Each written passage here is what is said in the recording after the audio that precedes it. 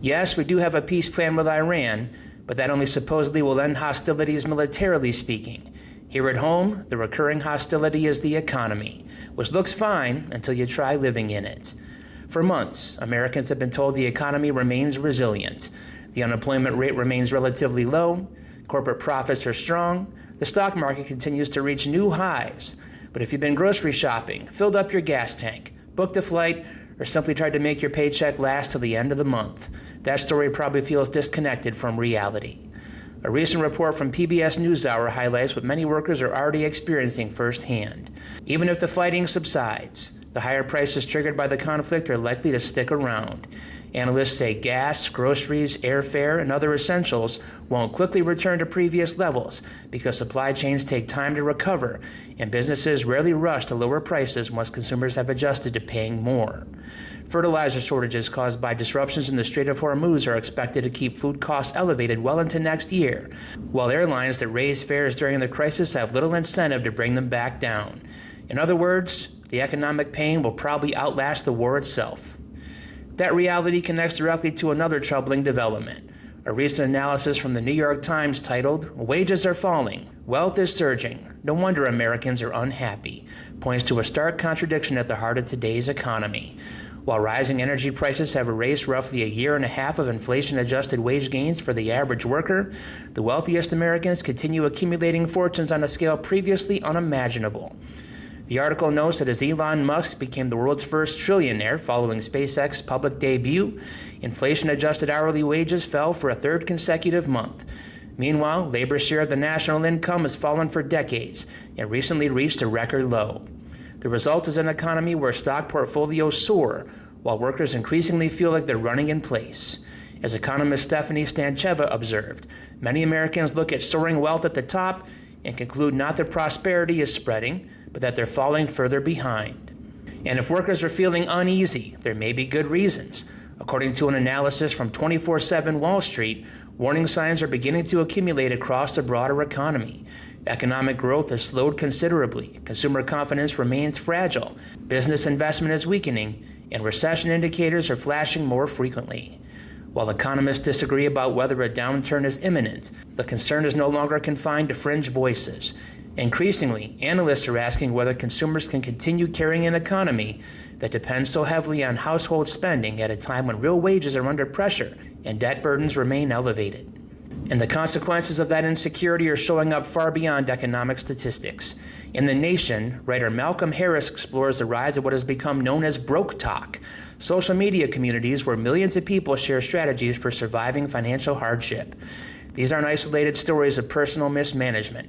They're collective accounts of people working and doing everything they're supposed to do while still struggling to achieve basic stability. The popularity of this content reflects something deeper than economic anxiety. It reflects a growing realization that for many Americans, insecurity is becoming a permanent feature of life rather than a temporary setback. Now you can find lots of examples, but here's one that's just emblematic of how this whole idea of earning enough to live shouldn't be so complicated. Tell me on the other side of this clip whether you feel motivated or reassured. One of the side hustles that I do is my business is now an Amazon Hub delivery partnership with Amazon, which means Amazon will actually deliver packages from Amazon to my business, and then I come and collect them, and then I deliver them. And I got so many questions about this. A lot of people thought this was fake. This is real. I promise. This is something that I actually signed my restaurant for, as well as a home-based business for. Y'all, there's so many cars and people around me, so this is a little awkward. Anyways, you can also go to the Amazon website to see this. But basically, this is a way for you and your business to actually earn a little bit of extra income because this is a side hustle. Now, in order for you to sign up, you do have to have an LLC. Basically, any EIN number that you have with your business, that's good. Like, that's what makes you a business. That's what you can use to sign up. This is available in lots of different countries, not just the USA. However, there are only some zip codes that are open right now because of based off the amount of packages that are received there. So if this is something that you guys want to do or sign up for, I do have a link in the bio. It's the very top link in my bio that you want to fill out. You can also find all the information that you need there. But please shoot me a message as well if you do have questions. All right, so let's answer some of the questions that I have been getting a lot. So what are the Amazon packages? How far do you have to go? Like, is this actually worth it? So I did not want to sign up at first because I thought that I would have to deliver to packages all over like my county, honestly. Like even my Eagle Mountain like city, this is huge. And I don't want to have to do that. That would be too much gas. However, it's only within a half mile of your business. My restaurant business, we get about 31 to 41 packages every single package. They drop them off in one big bundle between 8 a.m. and 1 p.m. every single day that you have signed up. So we personally have signed up Monday through Friday. So those are when the packages come. Saturday and Sunday are the days that we have off. And then usually it only takes me about an hour. Yesterday, it took me only 30 minutes to do all my packages. I had 31. Today, I have 37 packages, so I will see how long it takes me. But it usually only takes me an hour or less. Very, very few times when I've had over 40 packages has it taken me like an hour and 15 minutes. And again, this is by myself in my little Ford Taurus. Now, say you have a business, but your zip code is not available for this partnership quite yet. They will be opening new stuff. This is kind of a newer program to Amazon. So once you do submit, they will email you once that place opens up. Now, how you are paid, they do a direct deposit. That's something that you actually will figure out with Amazon. They have a whole thing that they'll go through. This is not something that I am in charge of. Woo! This is an Amazon thing, not a me thing. Now, you are paid per package that you deliver. Now, payment depends on the location that you're in. Amazon will send you those payment details that you get. My understanding is between like $1.30 to $1.50. So because we have two different businesses, one business gets a little less packages because we're not in like a huge area. Well, my restaurant business does get a few more packages. So we make anywhere between $159 to like $300. And that's every week. But talk with an accountant before doing this. Anyways, if you're interested, that link is linked in my bio. Notice she said the pay rate is her understanding, not a fixed amount per package she could cite from Amazon. Hope you were taking notes. Well, that theme is echoed in a powerful essay published by Time. Drawing on firsthand experience working in a grocery store, the author describes witnessing American inequality up close, one checkout lane at a time. The essay highlights how inflation affects people differently depending on their income. For affluent shoppers, higher prices are frustrating. For working class families, they can mean putting items back on the shelf, skipping meals, or choosing between groceries and other necessities. The grocery store becomes a kind of economic microscope, revealing who has flexibility and who doesn't.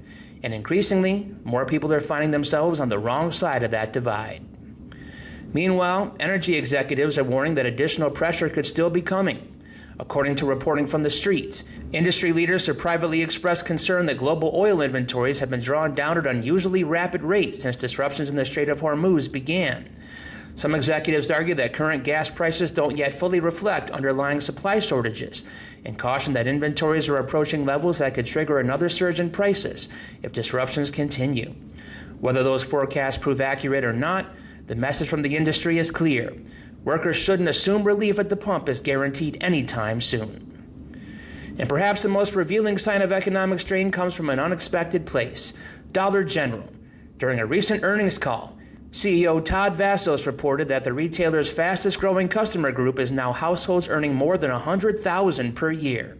In other words, families that would traditionally be considered comfortably middle class or even upper middle class are increasingly shopping at discount stores in search of lower prices. Vasos attributed much of that shift to persistent inflation and rising fuel costs. The story here isn't that Americans have stopped spending, it's that they're spending differently because they have to. More people are trading down, hunting for bargains, and adjusting their expectations to fit tighter budgets. And not to mention the other bugaboo we've been dealing with, utility costs. According to a new analysis cited by CBS News, Americans are expected to face record-high electricity bills this summer, as rising power prices combine with hotter weather to drive up air conditioning use. The National Energy Assistance Directors Association estimates that the average U.S. household will spend nearly $800 on electricity between June and September, about 10.5% more than last summer. The increase is being driven by several factors, including growing energy demand, investments in upgrading the aging electric grid, and the rapid expansion of energy-intensive AI data centers. Electricity costs have risen significantly in recent years, with average monthly electric bills increasing roughly 23% between 2019 and 2024. The financial impact will vary by region. Arizona households are projected to face the highest summer cooling costs, averaging more than $1,000 for the season, while residents of Washington and North Dakota are expected to see some of the lowest bills, under $500. The report notes that these higher utility costs are arriving at a time when many Americans are already under financial strain. Roughly 1 in 6 households is behind on utility payments. Experts warn that rising temperatures and higher electricity prices are creating an affordability challenge, particularly for lower-income families who may struggle to keep their homes safely cooled during periods of extreme heat. Well, maybe your teenager should find a job and get a head start on American capitalism, like so many generations before. In 2026, maybe not so fast. The AP reports that the summer job search has become increasingly difficult for American teenagers as entry-level opportunities decline. 17-year-old Jalen Chester, an A-plus student and aspiring engineer, has applied for dozens of jobs without success. Quote, "I'm not unemployed because I'm incompetent. I'm unemployed because nobody's hiring." Her experience reflects a larger trend. Only about 1/3 of 16 to 19-year-olds were employed last summer, compared with roughly 60% in the late 1970s. Economists say jobs at the beginning of the career ladder have increasingly disappeared. Quote, "The opportunities for workers at the start of the career ladder started to dry up," says Nicole Boschott of ZipRecruiter. Analysts warn this summer could bring the lowest teen hiring level since tracking began in 1948.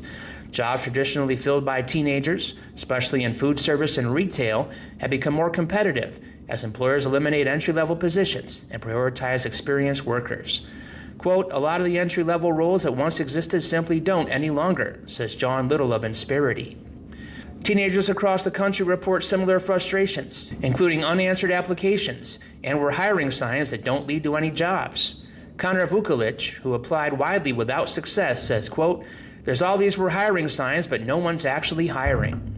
The difficulty finding summer work is leaving many young people questioning whether the traditional path of gaining early job experience still exists. Some point to AI, cautious hiring, and employers' preference for experienced workers as reasons teens are being shut out. After applying to more than 100 jobs, 16-year-old Demi Najee finally started working at Sonic. She's thrilled, but when a friend who turned 15 started applying for work, Najee had to be honest. "I had to calmly put her down and say, 'You're not going to get it,'" Najee says. "It's just not going to happen." All told, Americans are being asked to absorb higher prices, economic uncertainty, AI-driven fears about future employment, widening inequality, and commoditized weather impacts all at the same time. Our youngest workers are struggling, yet much of the wealth generated during this period continues flowing upward. Workers are told the economy is strong, but many experience that strength only as rising stock prices they don't own and corporate profits they don't share. The problem isn't simply inflation. It's not simply gas prices. It's not simply the possibility of recession. It's the growing gap between economic success as measured on Wall Street and economic security as experienced on Main Street. Because when wages fall, prices rise, and trillionaires multiply, people begin to question whether the economy is working for them at all. And increasingly, that's exactly what they're doing.